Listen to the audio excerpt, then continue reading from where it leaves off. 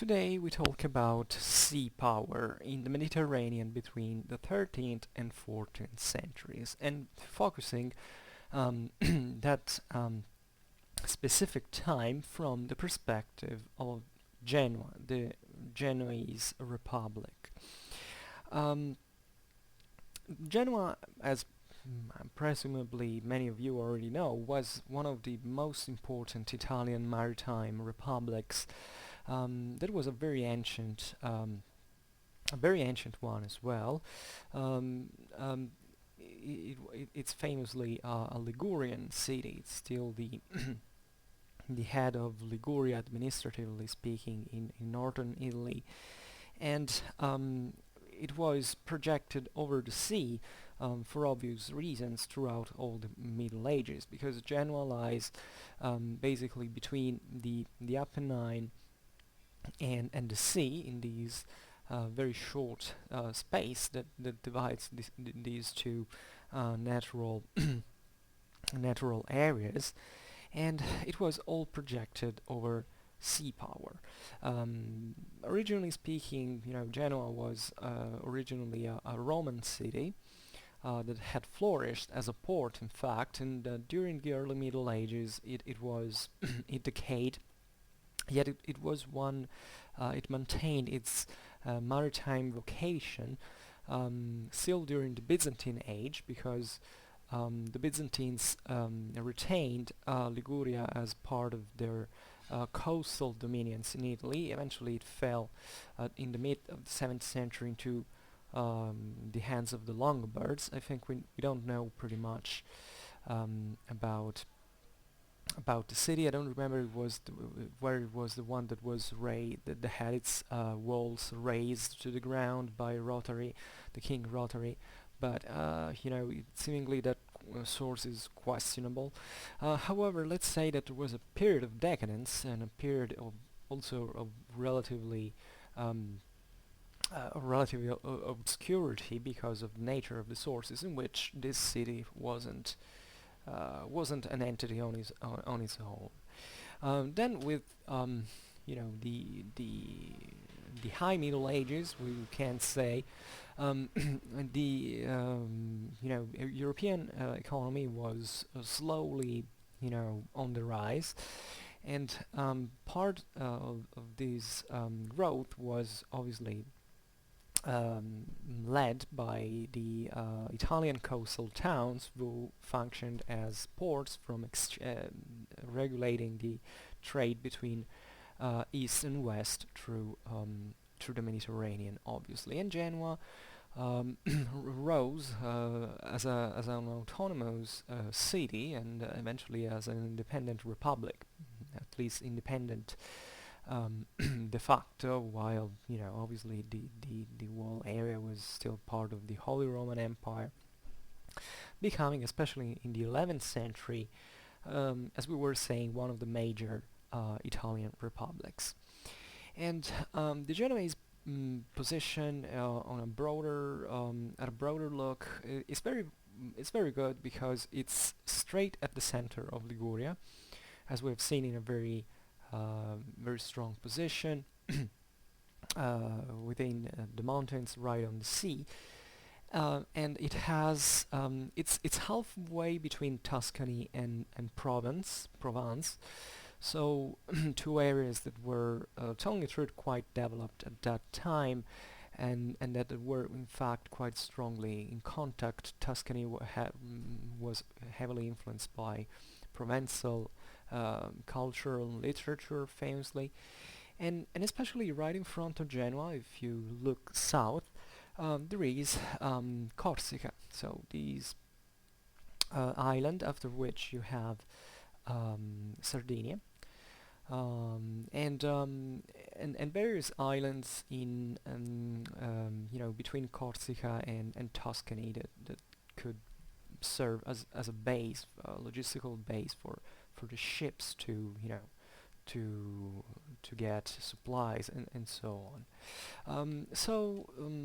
This position obviously favored the ascent of this city, which began to expand over these major Tyrrhenian islands, Sardinia and Corsica. With the only problem that there was a bit of a of a competition at that time, because the Mediterranean was not safe at all. At the beginning of the 11th century, the Saracens were from North Africa were still, out there, raiding and pillaging and causing harm to the Italian coastal cities, including Genoa itself. Um, a- and therefore, mainly also for the fact that, it was Christians against Muslims, Genoa began naturally to fight against this Saracen piracy, we can say. North Africa didn't have the urban development of Italy. It had much less resources. So what happened was that while the Italian cities were growing as independent republics with a very strong political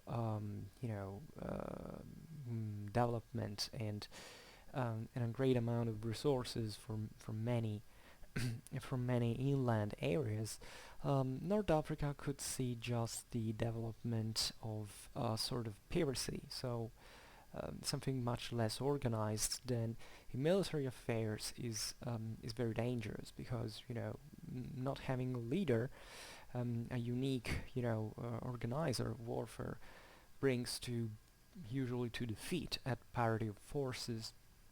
And especially this was reflected in the fact that the Saracen centers from which those ships left were quite little and in competition with each other. But also the Italians were in competition with each other. In fact, the greater the greatest enemy, the greatest rival of Genoa was renownedly Pisa in Tuscany, that had the one of the leaning tower for being clearer. That was at the time Pisa was on the sea as well, in a very different geographical situation compared to Genoa. Today, the river that crosses Pisa has carried a lot of debris in front of the city, and in fact the city today is not on the sea anymore. At this time it was, and it was a quite strong maritime republic as well. And considering the fact that it was the most important the most important Tuscan port, Pisa was obviously to about to collide with this other major city in Liguria that basically didn't see many other competitors in the region. There were small regions, small ports scattered all over Liguria, but let's say that the rise of the Genoese power had been quite, had tended to make these other centers decline. So Genoa and Pisa were quite important from the 11th century onwards in the Mediterranean, because they were the leaders in naval warfare against the Saracens. You can argue that before the Crusades, these republics were basically the only ones actively fighting against the Muslims at that time. However, they obviously were doing for their own interest, that was mainly commercial. Obviously, this meant that they also traded extensively, as we know from sources, with the same Muslim ports of North Africa and southern Spain, and the Balearic Islands. But they, and probably also with Muslim Sicily before the Normans conquered it. But and they were quite important also for the fact that they, however, tendentially freed Western Mediterranean from the Saracen piracy, obviously taking its place in turn, with not with piracy, narrowly meant, because obviously these were city-states that had a very intelligent politics, but obviously still raiding and assaulting convoys in the sea, and making a very ferocious and aggressive policy towards any competitor. Uh, um, the deeds of the Genoese and Pisan fleets were also quite important, incidentally, for the Spanish Reconquista, because especially the Aragonese that were fighting at that time against the Muslims in the eastern coast of Spain were supported and given logistical as well as military aid by the Genoese and the Pisans. So many cities were on the Spanish coast were conquered also thanks to the Italian um, maritime republics. However, also in here we shouldn't stress, a great cooperation, because actually there was immediately a lot of rivalry between the Spanish and the Italians from this point of view. Also because the Aragonese at that time, in the 11th century, were mainly a terrestrial power, even if they had access to the sea, and they had some sort and they took action into the sea itself. They weren't much of a maritime power as they would become in the 13th century.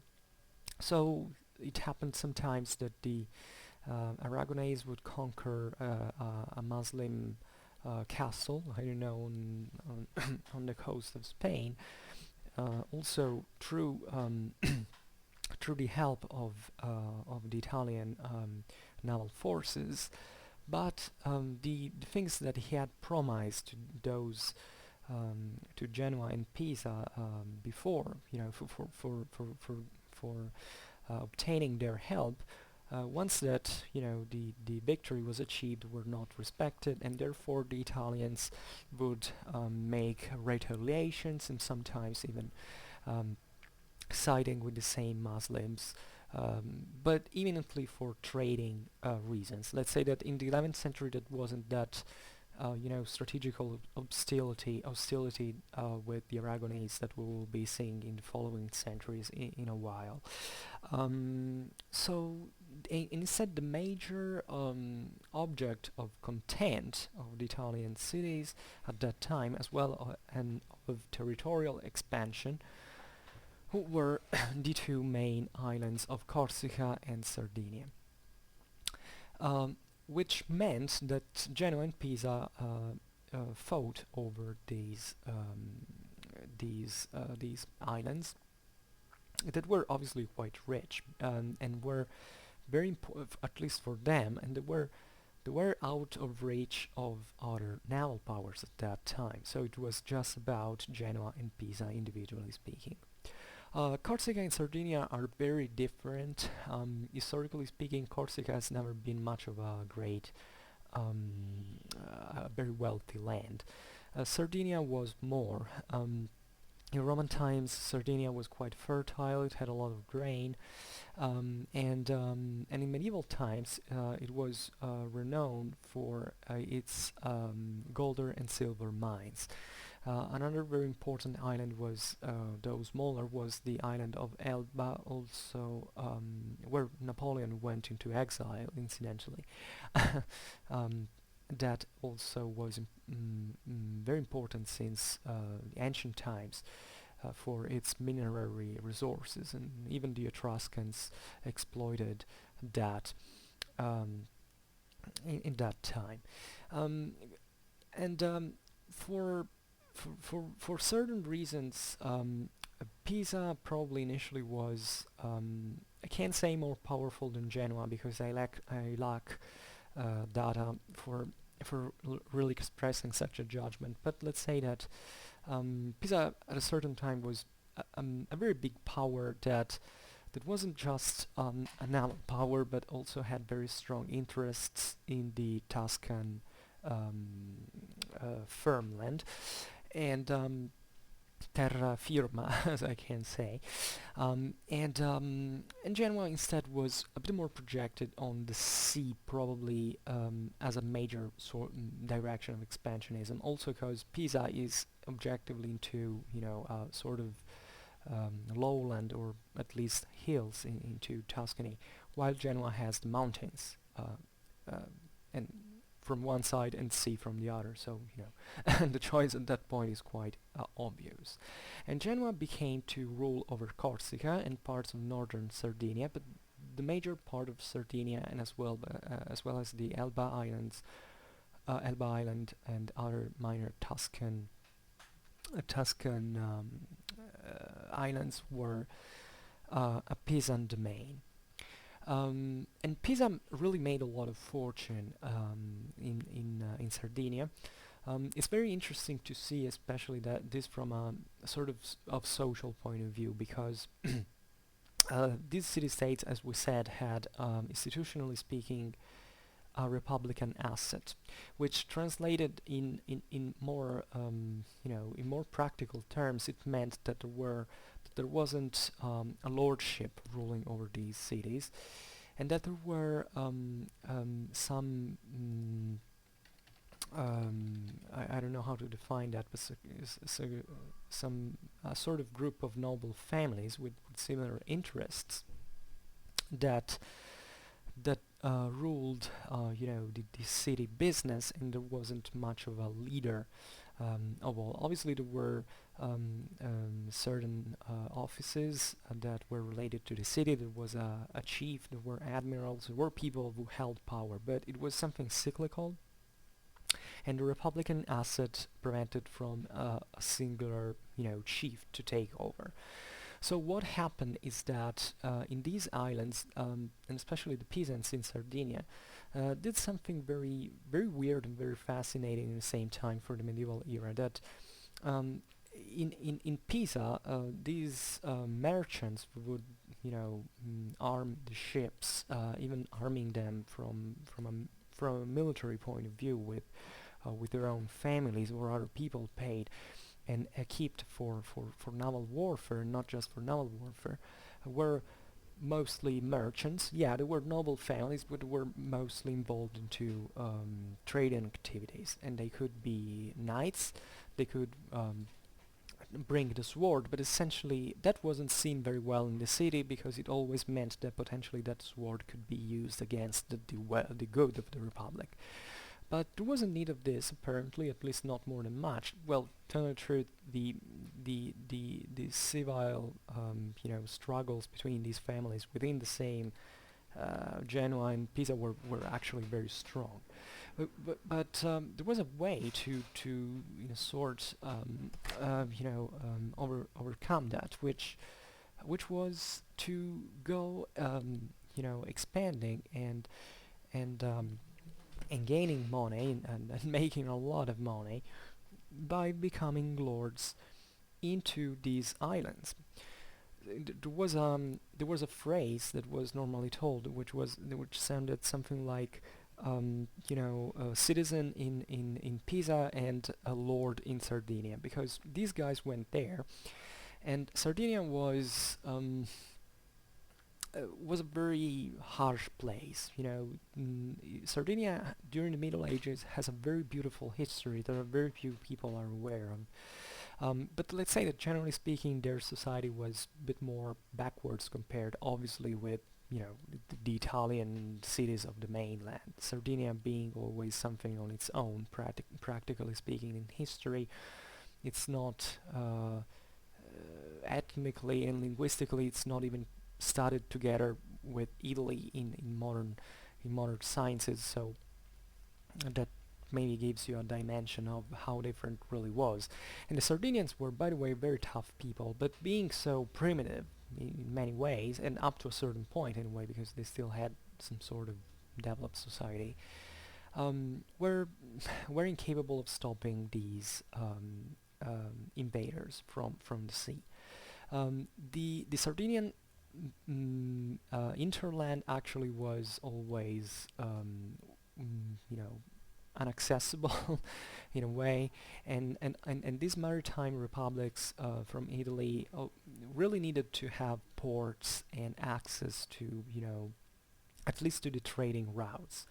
So what they did was to colonize essentially the coasts, and this would happen in a very free way, so that, as I was saying, a noble from Pisa could mount an expedition and go into Sardinia and making what he wanted there, because it was like a far west, literally, also because it was far west indeed, and from the Pisan perspective at least, and and they would build castles, and they would rule over the local peasantry, and they would make whatever they liked, they making raids and burning the rivals' castles and stuff like that. So something that resembled much more of a feudal environment rather than a republican, urban context. So this tells you also how, different conditions don't really mean that people are not capable of adapting, or that they have such cultural limits. And obviously there was a lot of money to make, so that was quite important. And the peasant presence in Sardinia is still very much evident, if anything, from the toponyms. There are places like Peasant Port or Peasant Tower, because those were in fact the places where the peasants would settle and exploit the land. Obviously, the same Sardinians sold their goods to these merchants, got something in turn. Corsica was a much rougher place, even more wild, and not so remunerative like Sardinia. But as we see, in fact, the Genoese, starting from Corsica, it was, however, a hell of a logistical base in some measure, and would give some advantage, were just in front of Pisa, because basically, if you look at the map, Corsica is even south of Pisa. So in front of Pisa there is a sea that is really between Genoa and Corsica, and that was a point that obviously they saw with a certain degree of worry, because the Genoese were on the rise as well as them. However, as it's renowned, the major incomes that the maritime republics had in Italy was derived from the trade with the Eastern Mediterranean, and with Egypt, Syria, Palestine, and even the Black Sea, and Constantinople, etc. Even though Constantinople was much more of a Venetian thing, because Venice through the Adriatic is much closer to Greece. But let's say that this time Genoa and Pisa were quite important. They would also arm and made possible the same crusades. Jerusalem was taken because the siege towers that the Crusaders used were built by the Pisan carpenters that had basically demolished their own ships in order to build up those siege machines.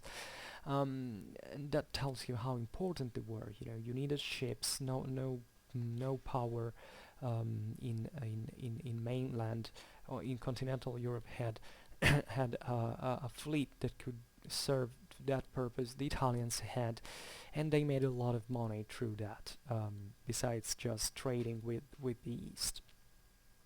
And periodically, obviously, you can imagine the Genoese and Pisan ships would fight against each other for this trade. So assaulting each other's convoys, and even destroying these warehouses that were scattered all over the east.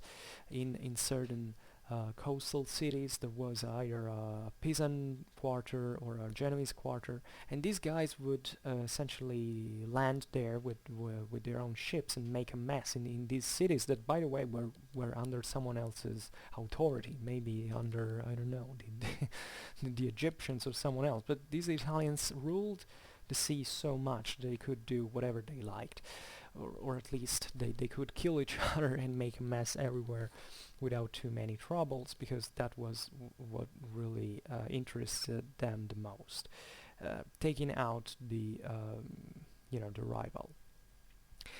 And within the, it was a pretty, as you understand, it was a pretty animated situation in which and naval warfare of that time is very fascinating, because it's not like, we live in an era that started roughly into the Victorian age, in which ships basically can really control a whole area of the sea, even on a regional scale. If you have a very strong fleet, you can say, here you don't pass if I don't want to. In medieval times, that was completely different, because you could even have a very strong naval force, but that wouldn't grant you the fact that the naval forces of your adversary could pass under your nose without you could do much in order to stop them. So there were ways that and mechanisms that moved these naval strategies that they're quite fascinating, because it's true, there weren't radars. This was, who knew there weren't radars at that time, so you couldn't know where the enemy was. But there were certain passages throughout the Mediterranean, and obviously think that at this time the ships sealed uh, by doing coastal navigation, so they didn't take the open sea. So there were passages along the coast, especially in some straits or other around certain islands or other important logistical bases, where you could find, especially in certain times of the year in which the winds were renownedly pushing to that direction, you could manage to intercept the enemy fleet and creating a major battle there, and trying to take out as many enemy galleys as possible, and taking their own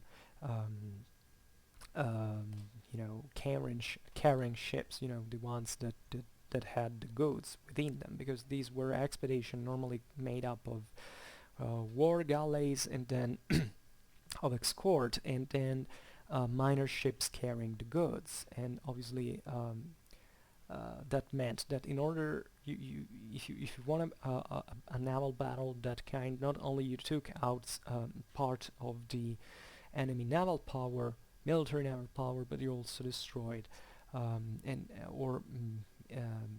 you could especially get a lot of goods, raiding the merchant ships that came along with them.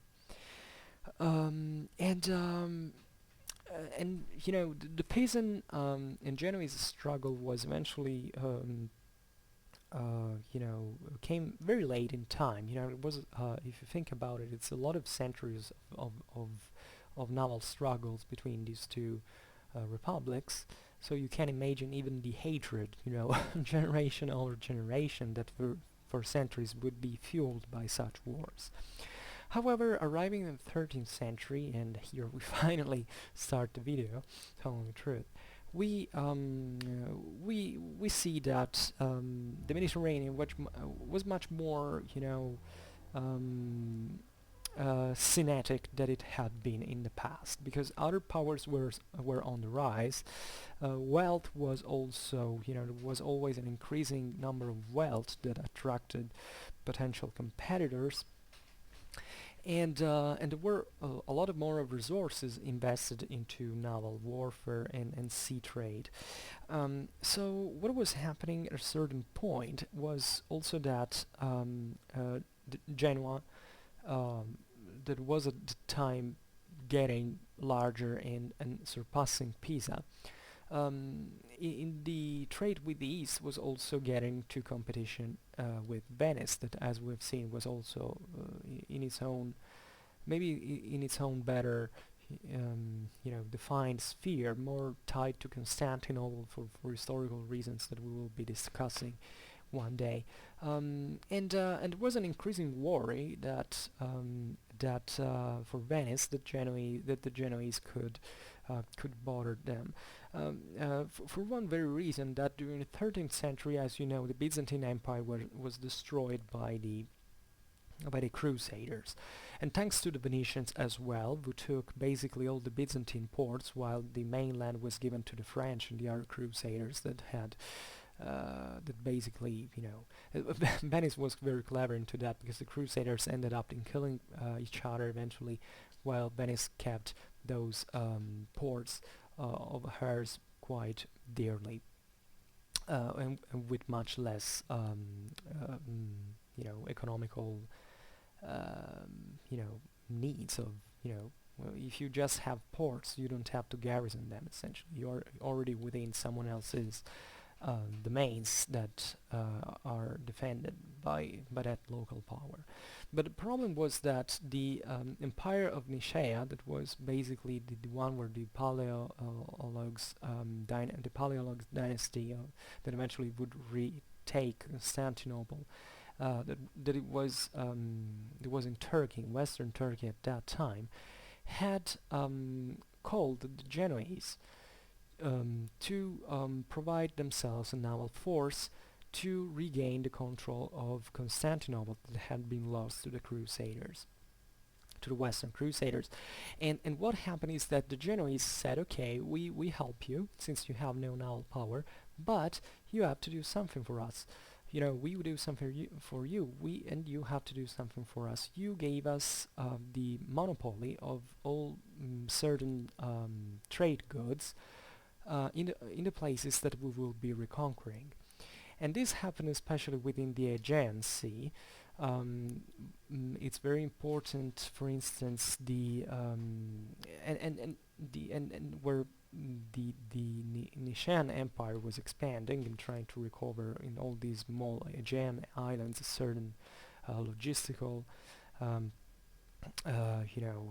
bases, and the Genoese made a lot of money and grew very speedily in the Aegean Sea, and that's the reason why the Venetians were worried. The Nishans, let's say the Byzantines, gave the Genoese, for instance, very important islands that had a lot of important caves, mineral resources, alum. For instance, in Mytilene was very important and made the Genoese having essentially the monopoly of that good that was quite important at that time, and they kept those islands. So Venice was quite upset, and progressively with this Genoese rise in the Aegean Sea, the Venetians began to enter into diplomatical relationship with other competitors. The peasants were slowly declining, so it was instead a very strong and rising force in the Western Mediterranean that was represented by the Aragonese. The Aragonese the Aragonese kingdom was originally quite terrestrial power, because Aragon has no sea and has no access to the sea. But they also owned the county of Barcelona, this very important port that is on the Mediterranean Sea, renownedly, where also the same Aragonese sovereigns, I think, began to reign from, and that was an incredibly wealthy marketplace that was expanding very rapidly at that time. So here is a moment in which Aragonese sea power is on the rise quite strongly. And the Venetians asked the Aragonese, look, these Genoese are bothering us into the Aegean Sea. Why don't you think about them in Western Mediterranean and create some problem for us? This was a very fluid moment, because at that time the Genoese won their final and one of the most important naval battles of medieval history, if not possibly most important as well, at least for also for the relatively good documentation that we have, the importance of the phenomenon. That was the Battle of the Meloria. Meloria is a place just in front of the port of Pisa, that has that is an area that has essentially some shallows, sand shallows, and where it was fought, this naval battle in 1284, and there was constant naval warfare between Genoese and the Pisans, and that battle, however, was the one that really made Pisan naval power declining forever. It was a huge battle where hundreds of galleys took part of. There were like 110 Genoese galleys and 100 Pisan galleys. It's a very interesting battle from a military point of view, because basically the Genoese hid a part of their fleet behind. We don't exactly know where, but along the coast, along the Tuscan coast, and they would let themselves be attacked by the whole Pisan force. At that point, obviously, the hidden galleys came from the and came out and fell on the Pisan right flank, and basically almost all the Pisan fleet was annihilated. Just the left flank survived. It was a mess, we talk about a huge quantity of ships taken by the Genoese. Even the chains of the fort of Pisa were obviously exposed in Genoa as a form of pride, obviously relatively to the triumph. But we're talking about battles, a battle where the Genoese took substantially, killed between 5 and 6,000 peasants and took 11,000 prisoners. I mean, just think of what it was, and how advanced Italian naval power was at that time to put at sea such a huge force. You have to think all these galleys, throwing crossbows bolts against each other, naval artillery with, ballistas and catapults throwing fire.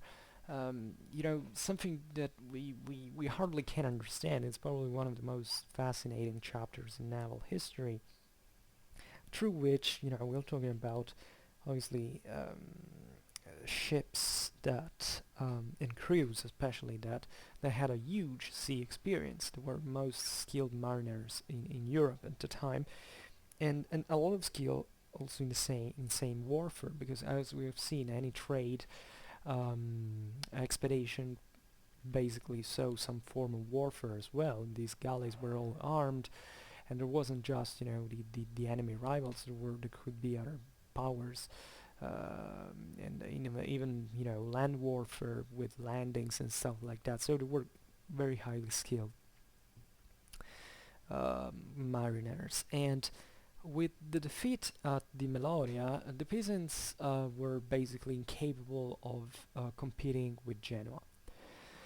And the interesting thing, on the by sea also, well, by land, they weren't bordering each other. There was the city of Lucca in the middle, but it's interesting that, and that makes you understand the highly mercantile, merchant-minded character of these republics, is that when Genoa defeated Pisa, Pisa was automatically pushed to join Genoa into its trade policy, because obviously that meant, when you have a company that fails, if you want to make money again, you go investing in another company that is growing, so you hope to go after it, and gaining at least part of the profits as a larger company. Well, this is what happened roughly between Genoa and Pisa at that time. Pisa eventually didn't decline politically because, as we were saying before, it had a terrestrial power as well. They waged war against Florence, against other cities in Tuscany. And they also did pretty well. So Pisa didn't end there. There wasn't just naval power, but Genoa seemed on the rise. So now the other great problem in the Western Mediterranean were in fact the Aragonese, and unfortunately for the Genoese, uh, the as we have seen, the Aragonese were allied with the Venetians against them. So there was a lot of warfare also in that context. A lot of warfare that was that wasn't continuous, because as we've seen there were different interests. I mean, Genoa and Aragon could fight for some time, then needing to trade again, and you find this very weird thing of you know rivals that cooperate, and then they kill each other because you know I'm making it simple, but between all these powers there was everything. There were the clashes between papacy and empire, between France and Spain. There was a hell of a mess in Europe at that time. So everybody would switch alliances pretty easily, and it's very funny because you know Genoa was still economically wealthier than um, um, it was much more of a company as a city-state. It was much of a city, but a sort of company itself. Aragon was structuring its naval power in a much different way, because Barcelona was part of a kingdom in that sense. So obviously, part of its wealth would be invested also into land warfare the against the Muslims in southern Spain, but also against the same Spanish kingdoms. At this point, the Castilians, with other aids, had won over the Muslims at the Battle of Las Navas, and therefore the Muslim threat had been very much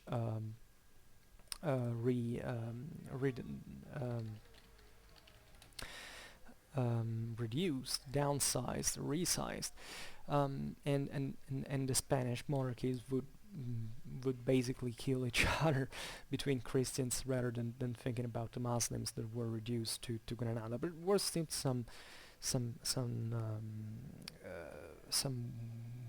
warfare between Christians and Muslims in Spain, of course, and it's very fascinating because maybe the Aragon and Genoa would make war, then they would make peace, and then you would find Italian merchants getting into Barcelona trading, because that also how it happened. Then all of a sudden the Aragonese and Genoese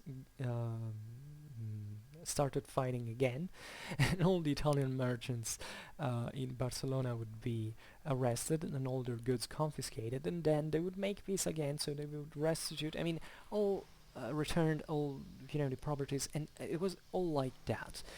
And when the Aragonese made this trick to the Genoese, these would trading straight with the Muslims of Granada.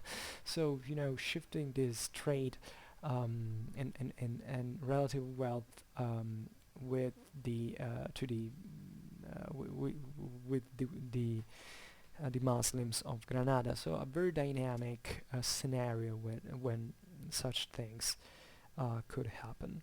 There was a lot of warfare and naval warfare between the Genoese, the Aragonese, and the Genoese and the Venetians. And there were also a lot of and there was also obviously a lot of trading competition, because one thing is defeating an enemy in battle. Another thing is actually preventing this enemy to have success and expanding in certain other markets that you could reach. So obviously the two things were linked, because the objective of this warfare was kicking away your rival from a certain market that you obviously aim to. as well. And let's say that um, uh,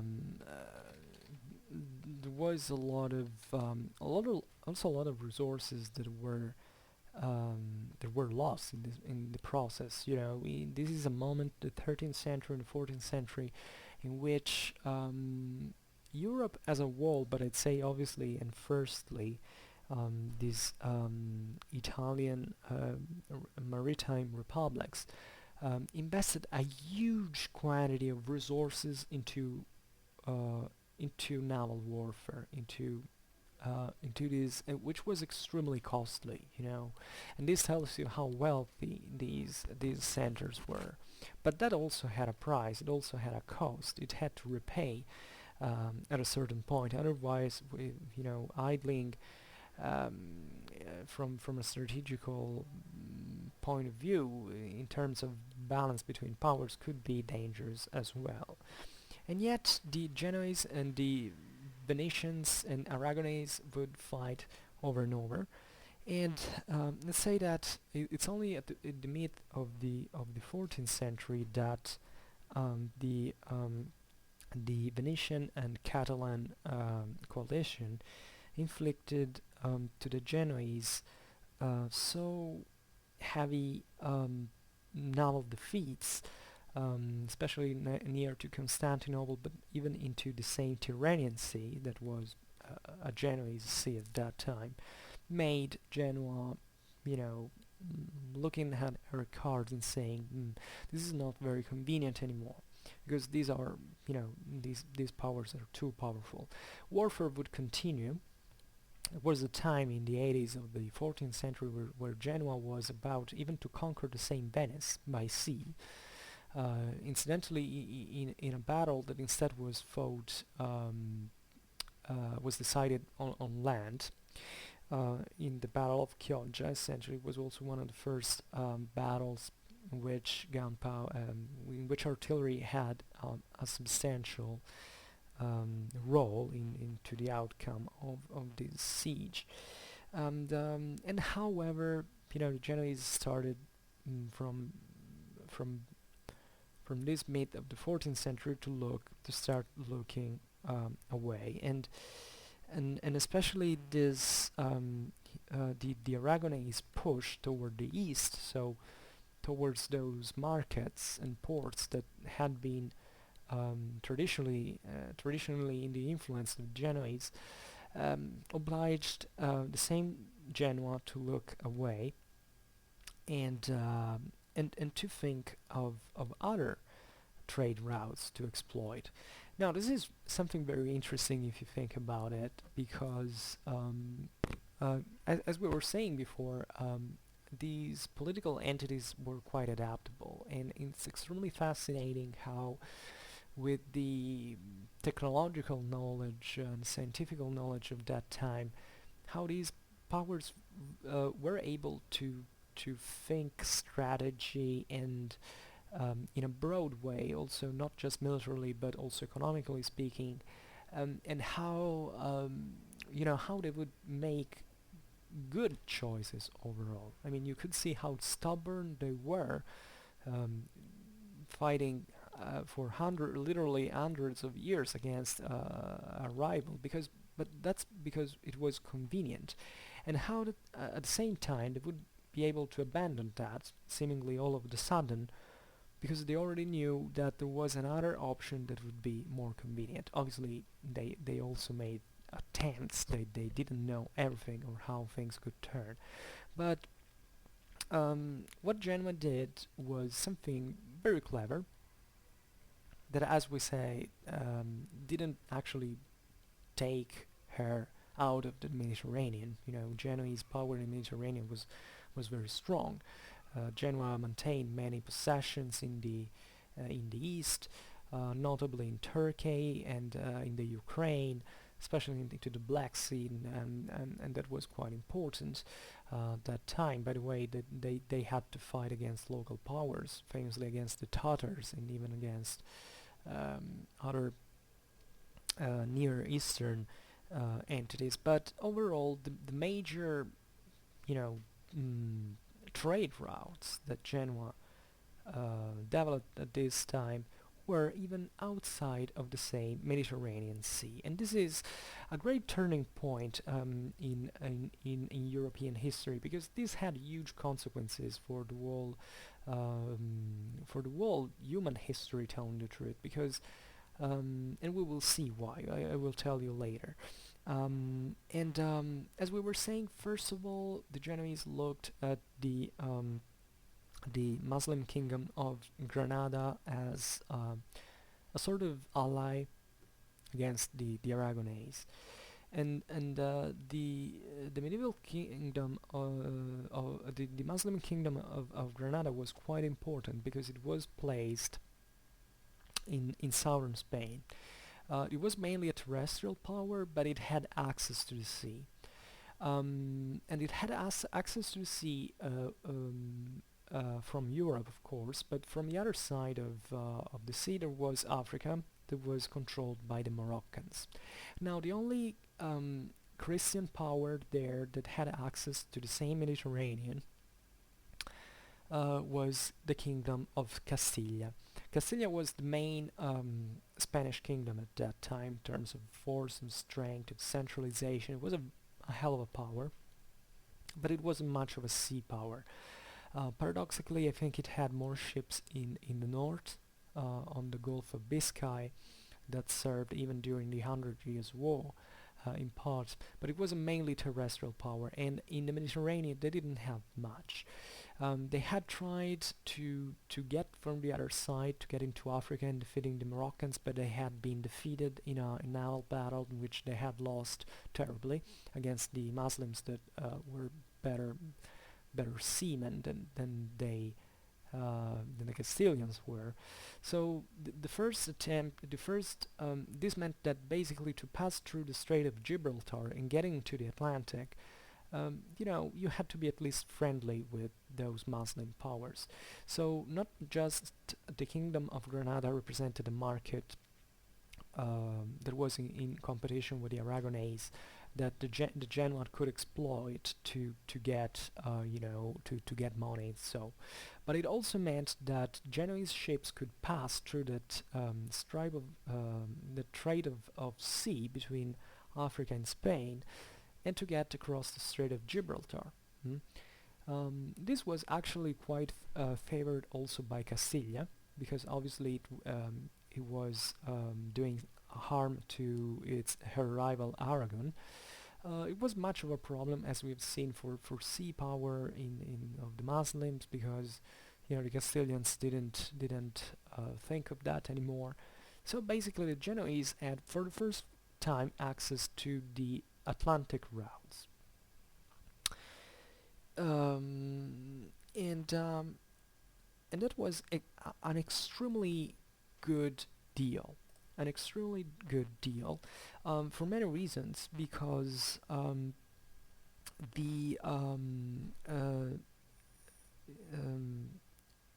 when there was in the 14th century, this is part of economical history, there was a decline of the spice trade. Spice trade had always come normally from the east.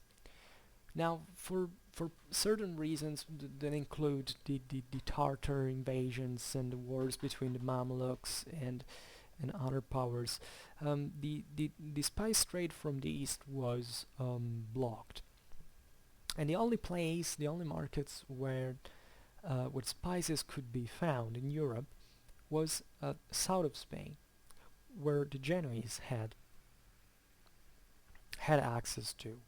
So that was they were lucky. They were lucky as well, because they didn't know, what the Genoese hadn't controlled what was happening in the near Middle East, so they couldn't influence that.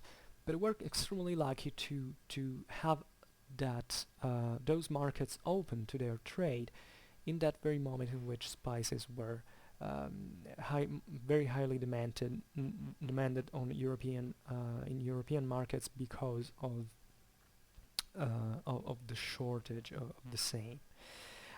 So the Genoese began to make a hell of a lot of money through this new route, and there was a lot of sailing towards the Channel, a route that was pretty much strengthened by the Genoese at that time. The Genoese had a huge impact in English economy at that time, where a lot of Genoese who bought houses in London, who became extremely wealthy men in England, and obviously the English kingdom was relatively happy with that because they also made money through that. Um, and and therefore were very highly increased also the trade, the contacts between England and Flanders through the North Sea, thanks to this to the intensification of Genoese presence in there. Think on how, by the way, the Genoese were important during the Hundred Years' War at a certain point with their ships. That even though being galleys were still, reasonably good in oceanic warfare, um, and this was really a great a great luck for the Genoese, as we've seen. There were also consequences in Spain for this, because, for instance, Sevilla, that was this major. At that time, it wasn't such a major port, but thanks to Genoese trade, it developed sensibly, and Sevilla was one of the most important trade markets, even in well through the modern age. Um, and um, and this was a problem, telling the truth, for one only for someone that were the French ports in the Mediterranean, the Provençal ports, because these were evidently deprived of the trade that the Genoese normally did there. Um, France wasn't that friendly with Aragon at that time.